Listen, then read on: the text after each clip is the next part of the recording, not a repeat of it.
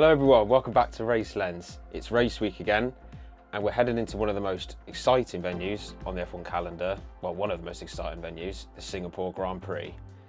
This weekend promises to be a thrilling and high-stakes night race through the streets of Marina Bay. Now I'm here to give you a complete preview of what to expect. Also, if you're new here, I'm Cameron, and on this channel we dive deep into the Formula One with race previews, post-race analysis, attending races, Formula One vlogs and everything in between. So if you love F1 as much as I do, make sure to hit that subscribe button and turn on notifications. So today I'll walk you through the key factors for this weekend, a breakdown of the Marina Bay street circuit, important storylines going on and going into the race, and what strategies and challenges the teams will face under the lights. The Singapore Grand Prix takes place at the Marina Bay street circuit, a tight and twisty track known for its unforgiving walls and humid conditions. When I mean humid, Singapore is very known for being humid and very hot. So I'll put a picture up now of what the city looks like. It's got a whole fog just because it's so humid out there. Crazy, right? It's also one of the longest races of the season at just under 5 kilometers long. I'll put the stats up for the tracks, the track limits and all the track specifications up now. With drivers battling both the track and the intense humidity, which adds an extra layer of difficulty, especially last year. The drivers really struggled during and after the race, struggling to get out of their cars as well, even by themselves. They had to. So I think Alex Albon had to get help out of his car last year, which is crazy. Just shows how bad it is and how hot it is out there. Now for some key track features which you might not know. There are 23 corners on this 5-kilometer circuit with several 90-degree turns that really test the car's balance and the driver's skill.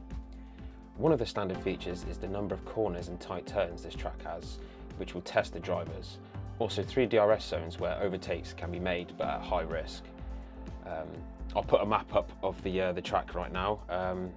Since its 2008 debut, the Singapore GP has delivered some unforgettable moments, like Sebastian Vettel gaining his 5th win after the 2019 Singapore GP, and obviously the lizard invasion which happened on 2016. Which decided to venture out onto the track as the cars were coming back into the pits. That's crazy. Also known for its safety cars as well, with the near perfect record of at least one safety car every appearance for every race, which is crazy. But then again, it's a very difficult track to race on, so there will most likely be mistakes, that's for sure. Some key storylines to watch when going into the Singapore GP, like the championship battle, which from the looks of it could be anyone's win, but which drivers in particular? I'd say Max, as he's still out in front, but definitely Lando and Charles for sure, as they're both gaining fast. As we head into the race, McLaren is in a strong position, but Singapore has historically been a track where surprises happen. But will Max extend his lead in the championship, or will we see a surprise result from Ferrari with either Charles or last year's winner Carlos? Keep an eye on Charles and Oscar for sure, because they've both shown great pace in street circuits like Baku last weekend. Plus Monaco this year as well, which Charles won. So this track could suit their style perfectly, seeing as Singapore's another street circuit. Also, this could be a crucial race for a lot of teams this time round, as all the points between the teams are so close, especially Red Bull, if they want to keep their championship hopes alive. Now for the weather. I mean, it looks okay for the GP weekend. But as expected, it's going to be very hot and humid with a slight chance of showers, but only 40%. I'll put on the screen, I had a look at the Met weather just to see, but it could change. While it's a night race, Singapore's humidity can take its toll on both drivers and the cars. Overheating brakes and engines could play a big factor. The potential for rain is always looming, and we've seen now how wet conditions in Singapore can completely change the dynamic of the race, which would be interesting as well. As for tyre strategy, tyre management will be crucial, with Pirelli bringing the softest compounds, C3, C4 and C5. Managing tyre degradation over a long race will be key, especially with the high track temperatures. As you can see, I'll put a preview up on the screen of the tyre usage. And as you can see from last year's tyre strategies for the teams, almost all the teams started on mediums, then it was a mixture of hard next to a third stop, which could be with softs as well, or a third tyre stop. So, predictions. My predictions, I think Piastri and Charles are going to look strong in this race, but the Singapore is always unpredictable. Don't count out Perez, who could surprise us under the lights, as he's one of the drivers who also performs well in the street circuits. Just look at Baku, unfortunately with the crash as well.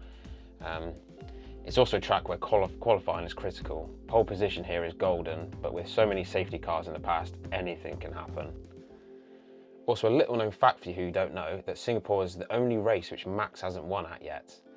Well, during this current race calendar anyway. So that might be a change as well if he wins. So that's my prediction. What about you guys? Who do you think will come up on top?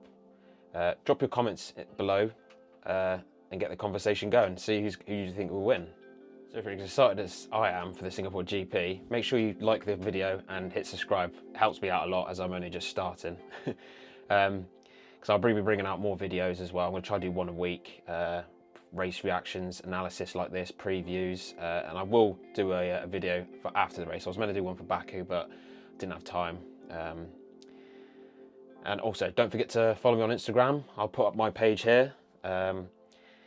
I've got loads of photos from different races, like I said before, and I put up like clips and stuff from all the races, like crashes and overtakes. So go check those out. But yeah, thanks for watching, and I'll see you in the next video. Enjoy the Singapore Grand Prix, everyone.